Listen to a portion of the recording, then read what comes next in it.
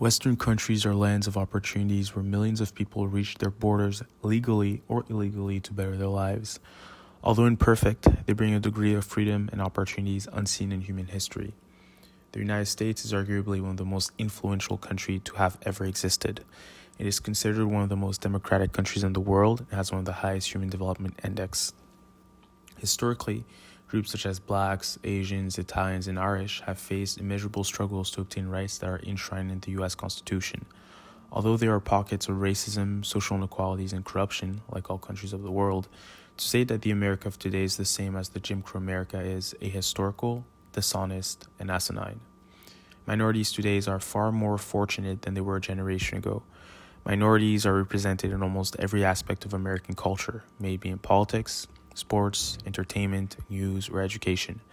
Recently, the town of Hamtramck, Michigan, elected their first Muslim mayor and has an all-Muslim city council.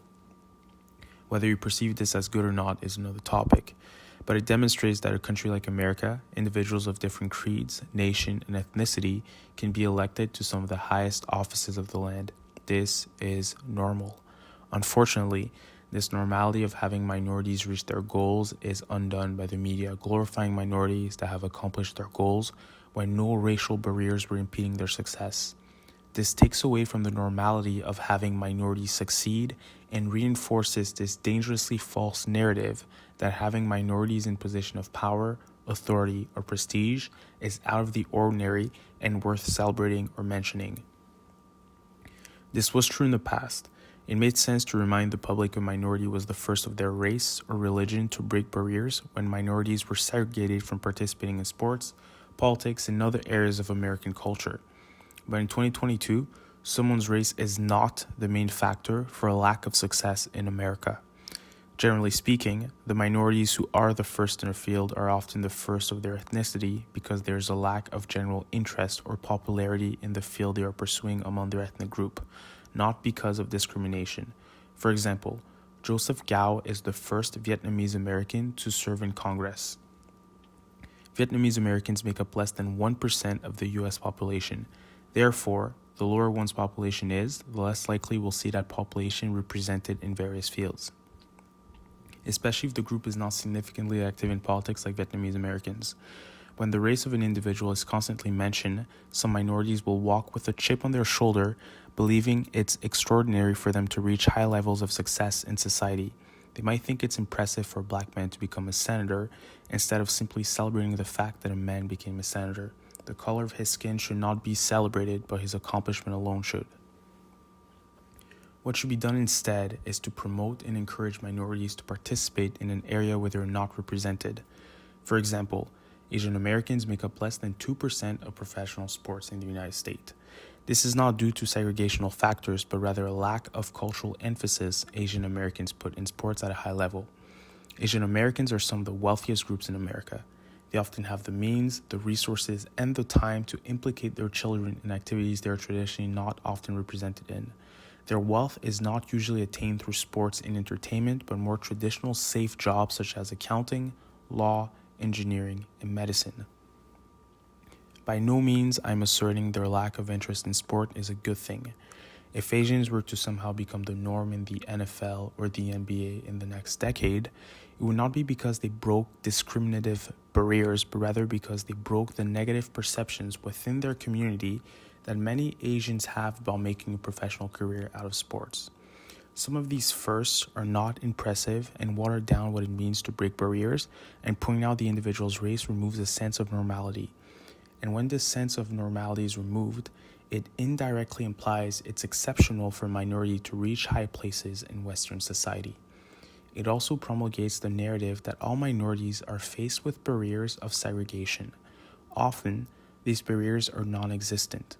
By pushing this narrative, it makes it sound as if minorities have overcome the societal crutch of being a minority, and against all odds, they've successfully made the team, win an award, or be politically appointed through the said invisible barrier.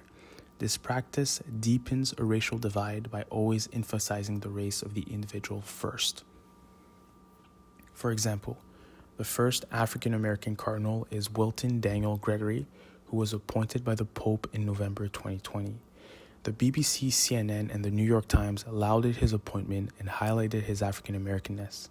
Having such headline confuses the public. It implies that Wilton Daniel Gregory is the first black cardinal of the Catholic Church. He is the first black person from the United States to become a cardinal, not the first black person to ever be appointed cardinal. By the time Cardinal Gregory was appointed, there was never a barrier to elect a black cardinal, let alone a black American. Nothing groundbreaking took place by his appointment. The first black cardinal to be elected was Laurine Rugambwa in 1960, 60 years before Cardinal Gregory. There are nearly 24 active black cardinals who come from the Caribbean and Africa.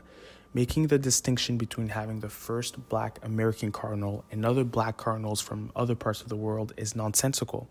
For it makes it sound like a specific black, in this case American black, had some form of disadvantage from the other black cardinals.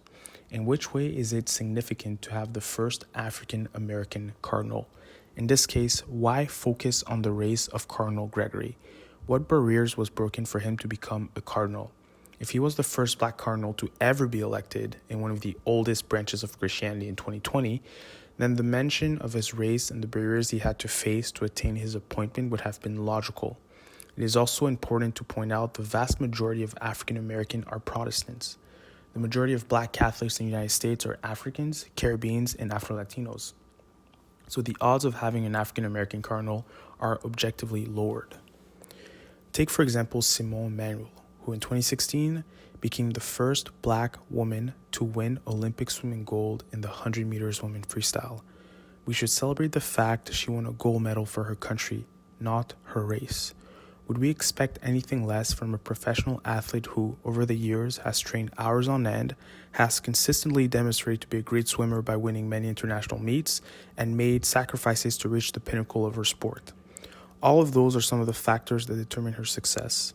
It is not groundbreaking for a talented swimmer who had access to a swimming facility growing up to become a champion.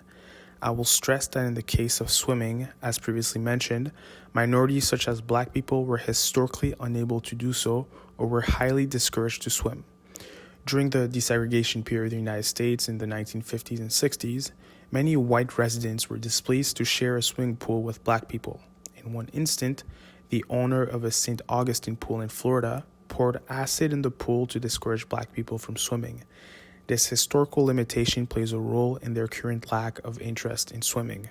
To this day, many will claim racism as a reason black people aren't interested in swimming.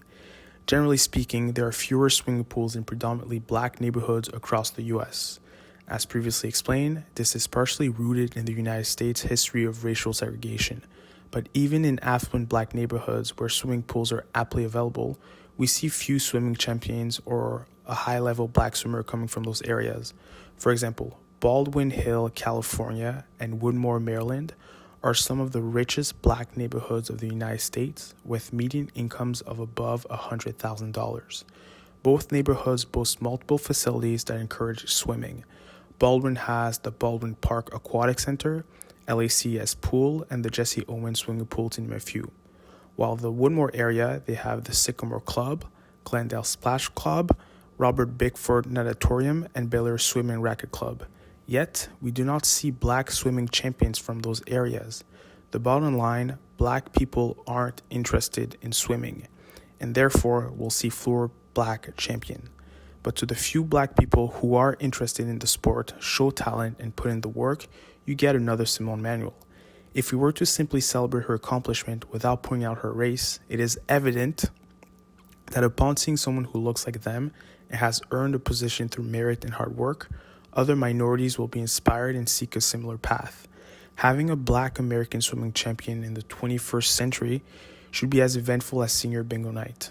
If we want to normalize race relations in this country, we have to stop pointing out race every time a minority rightfully earns something because of their skills and talent. I'm not saying race discussions are unnecessary, but rather pointing out the race of a first in a field does not make it seem like the minorities are breaking barriers holding them back, while often the barriers are simply not there. If you take a look at the list of African American firsts, you may type something similar for almost any other minority, you will see a long list of firsts from African Americans. Some are worth noting at a time when Black people were woefully oppressed in America. Others are not worth mentioning whatsoever. How many firsts are necessary to understand that minorities can reach any position they desire in our society? How many firsts are needed before it's normalized and not celebrated? More often than not, it's not that minorities can't do it due to barriers, but often the question is, do they care enough to do it? This has been Josue Kashama from State of Play. I hope you've enjoyed this video. I look forward to reading your thoughts on the matter in the comment section. I'll see you next week for another video. If you've enjoyed the content, like, share, and subscribe, or don't, do as you please. Thank you.